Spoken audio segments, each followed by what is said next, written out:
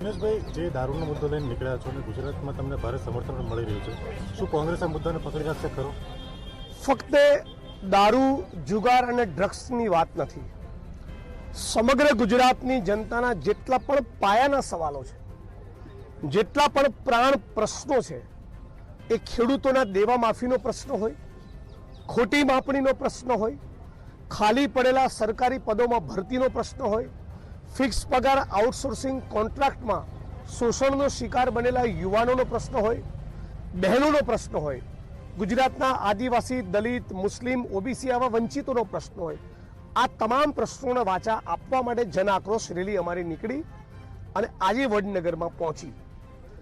આજે વડનગરની જનતાનું એક સુરે કહેવું છે કે નરેન્દ્રભાઈને વડાપ્રધાન તો બનાવ્યા, પણ હવે ક્યાંક જઈને ગામમાં કહીએ કે નરેન્દ્રભાઈ વડનગરના છે ને અમે વડનગરના છીએ, તો અમને લાગે છે કે અમારી આબરૂ કઢાઈ છે આ માણસે.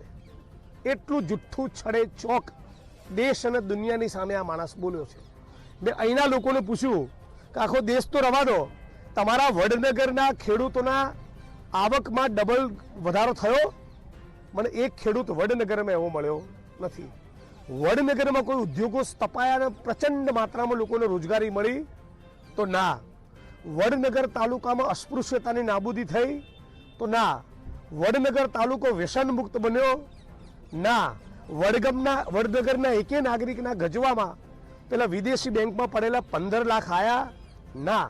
મતલબ કે વડનગરની જનતા સાથે નરેન્દ્ર મોદીએ, આ દેશના પ્રધાનમંત્રીએ 420 અને ધોકાધડી કરી છે.